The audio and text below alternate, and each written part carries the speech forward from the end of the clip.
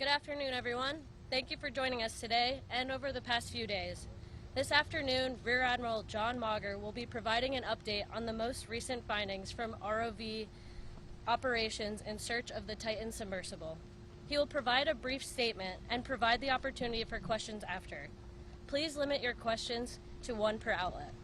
Following the briefing, the Joint Information Center staff and I will be here to help you with any of your further needs. May I now please introduce Rear Admiral John Mauger.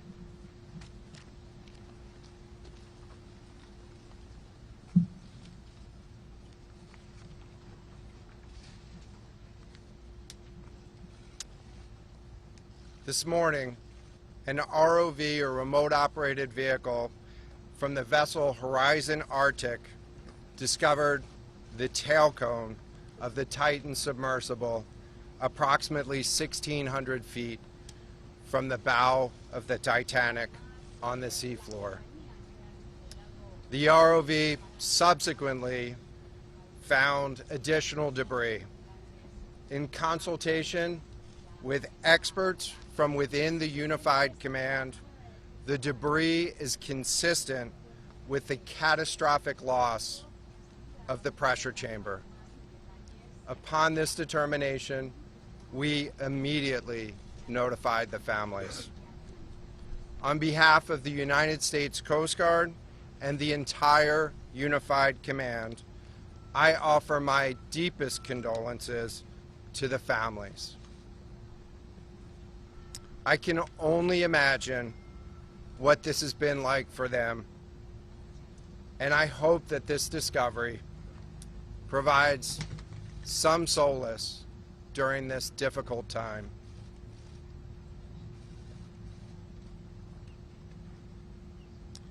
Additionally, we've been in close contact with the British and French consuls general to ensure that they are fully apprised and that their concerns are being addressed. The outpouring of support in this highly complex search operation has been robust and immensely appreciated. We are grateful for the rapid mobilization of experts on the undersea search and rescue, and we thank all of the agencies and personnel for their role in the response. We're also incredibly grateful for the full spectrum of international assistance that's been provided. The ROVs will remain on scene and continue to gather information. Again, our most heartfelt condolences go out to the loved ones of the crew. We'll now take questions. John, what other debris have you found? John, what other debris have you found? Can you talk about the delay in reporting the vessel missing and what impact that had on the recovery? Search and recovery?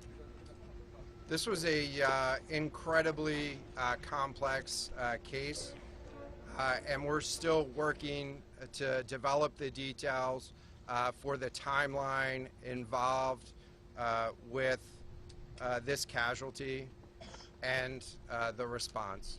And so we'll provide that. James Matthews from Sky News. John, what other debris have you found? And have you found any trace of those who were on board? So this is an incredibly complex operating environment on the seafloor, over 2 miles beneath the surface. And so the remote operating vehicle has been searching, and it is highly capable. And we've been able to classify parts of the pressure chamber for the Titan submersible. Let me refer to one of my undersea experts here, Mr. Paul Hankin, to talk about the nature of some of the debris.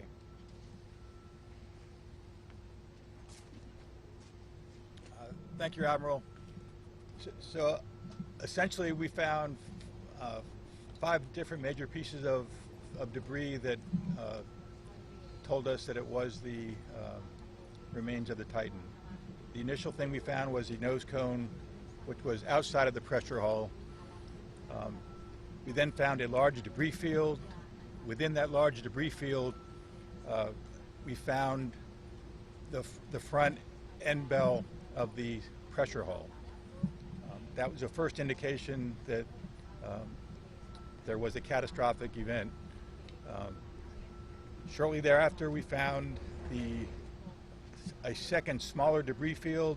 Within that debris field, we found the other end of the pressure hull, the aft end bell, which was basically comprised of the totality of that pressure vessel. We continue to map the debris field, and as the Admiral said, we will do the best we can to fully map out what's down there. Admiral, if I may. Admiral, is there? Admiral, if I may. Thank you very much. It's a very difficult question to ask, but it will be an important one for the families, of course. What are the prospects of recovery of the bodies of the missing? So the questions was related. I'm restating the question from the standpoint of sometimes it's hard to hear the question here. What are the prospects for recovering crew members? And so this is a incredibly unforgiving environment down there on the seafloor, and the debris is consistent with a catastrophic implosion of the vessel. And so we'll continue to work and continue to search the area down there, but I don't have an answer for prospects at this time. Admiral, it's Tom Costello at NBC News. Is there any suggestion, any suggestion at all that the sub itself collided with the wreckage of Titanic, or that instead it might have imploded above the wreckage and then rained down nearby? So the question was, is there any question as to whether or not the sub collided with the Titanic or whether it imploded above and debris field created from that? So the location of the Titan submersible was in an area that was approximately 1,600 feet from the wreck of the Titanic. I have an expert here that is familiar with that area and can talk about the debris field and what the debris field indicates in terms of where the casualty may have occurred. Rear Admiral, really quickly, can you tell me when that... Wait, let's get the massive expert fleet will voice, be please. called back? Hang on a second. The expert voice is coming up to answer the question. Thank you, Admiral. So the question is, where does the wreck lie in relation to the Titanic? I didn't hear the Admiral's answer. I think 1,600 feet. Was that correct, Admiral? Yep, you got it. So that's off the bow of Titanic. It's in an area where there is not any debris of Titanic. It is a smooth bottom. To my knowledge and anything I've seen, there's no Titanic wreckage in that area. And again, 200 plus meters from the bow, and consistent with the location of last communication for an implosion in the water column. And the size of the debris field is consistent with that implosion in the water column. Thanks. Well, if I can ask you a question, in terms of the timing here, you say that this was a catastrophic implosion. And I know it's early on, but is it your estimation that this happened right at the moment when they lost contact, an hour and 45 minutes after their descent? So the question was about the timing of the catastrophic implosion. Right now, it is too early to tell with that. We know that as we've been prosecuting this search over the course of the last 72 hours and beyond, that we've had sonar buoys in the water nearly continuously and have not detected any catastrophic events when those sonar buoys have been in the water. So. Admiral, can you describe what happens from here, sir, in the next days and weeks in terms of finding any more debris? What happens from here? So we will, the question was what happens from here, what's the next phase? And so right now, again, our thoughts are with the families and making sure that they have an understanding as best as we can provide of what happened and begin to find some closure. In terms of the large process, we're going to continue to investigate the site of the debris field. And then I know that there's also a lot of questions about how, why, and when did this happen. And so, those are questions that we will collect as much information as we can on now, while the governments are meeting and discussing, what an investigation of this nature of a casualty might look like. This is something that happened. I'll just remind everybody. This is something that happened in a remote portion of the ocean with people from several different countries around the world, and so it is a complex case to work through. But I'm confident that those questions will begin to get answered. Will the Coast Guard lead the investigation, sir? From the UK. Is there any suggestion that time factors, speed, anything could have prevented this or saved the 5 people on board, or is this quite simply a catastrophic accident? The question was there any suggestion that time factors may have played a role or a consideration in the casualty here? And so the debris field is consistent with a catastrophic implosion of the vessel. Again, while we were prosecuting the search, we had listening devices in the water throughout and did not hear any signs of catastrophic failure from those. And so we're going to continue to investigate, or we're going to continue to document the information there and understand, based on all the information we have, the timeline.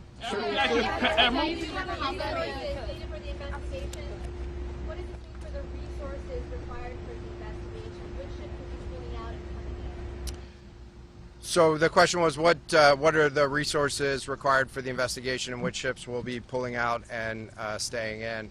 And so it's too early for me to talk about an investigation. That's a decision that's going to be taken outside of the search and efforts that I was leading. But we do have a number of vessels. We have 9 vessels on the scene right now. We had medical personnel on scene. We had other technicians on scene. And so we will begin to demobilize personnel and vessels from the scene over the course of the next 24 hours. But we're going to continue remote operations on the seafloor. And I don't have a timeline for when we would intend to stop remote operations on the seafloor at this point. As a result of this, do you think there should be changes in the way these are safety rated or inspected so that this won't happen again? Yeah, the question was essentially about, do you think that there should be changes in safety ratings or inspection for these standards? I know that there's a lot of questions about why, how, when this happened, and the members of the Unified Command, have those questions too, as professionals and experts that work in this environment. And this is an incredibly difficult and dangerous environment to work in out there. But those questions about the regulations that apply and the standards, that's going to be, I'm sure, a focus of future review. Right now, we're focused on documenting the scene and continuing the subfloor. I know we don't know the timing here. We don't know the timing here, but there was the banging noises yesterday that redirected and redeployed the ROVs to this area. Is there anything conclusive in those noises, and did that redirection and then finding this debris field today all help? So throughout the search efforts, we reacted to the information that we had available to us, and while we continued to send it off for deeper analysis. Again, really complex operating environment for us to work in. Let me check with the experts, but there doesn't appear to be any connection between the noises and the location on the seafloor. Again, this was a catastrophic implosion of the vessel, which would have generated a significant broadband sound down there that the sonobuoys would have picked up. Admiral, a lot of questions about who might be. Admiral, you mentioned closure for the families. Admiral, can I just ask you about your comment regarding the families? They dropped into the ocean today, arrived early this morning. It seems that Swiftly was able to find it. We really concerned about the speed of that. And also, were all of the assets involved moved as swiftly as possible to the area? And was any help turned away, as some lawmakers have criticized the government? This was a incredibly complex operation, and we were able to mobilize an immense amount of gear to the site in just a really remarkable amount of time, given the fact that we started without any sort of vessel response plan for this or any sort of pre-stage resources. And so the equipment that was brought on site this morning that we were using was a pelagic ROV capable of operating at 6,000 meters, cameras, sonar, other articulating arms and resources on it. And it, we had to transport it here through C-17 aircraft. This is 2 aircraft that it took to get this up here. And so we've really had the right gear on site and worked as swiftly as possible to bring all of the capabilities that we had to bear to this search and rescue effort. And it was just a huge international and interagency effort to make this happen. So I'm really grateful for all of the responders that came out to support this and really search for the vessel. It is a difficult day for all of us, and it's especially difficult for the families, and our thoughts are with the families today. But this was an immense support, and we had the right gear on the bottom to find it. So thank you. Admiral, you mentioned the Admiral. Will you attempt to recover the bodies, can we ask you, though? The victims, will they be recovered? Thank you so much, everyone, for attending this afternoon. There are no future planned press conferences. Updates will be shared to the USCG Northeast Twitter page, and our staff will be available to take down any questions following this. Can you Thank spell you. and give the names of each gentleman? I have no sound. I can get that back to you afterwards. Got it now. Yes, I got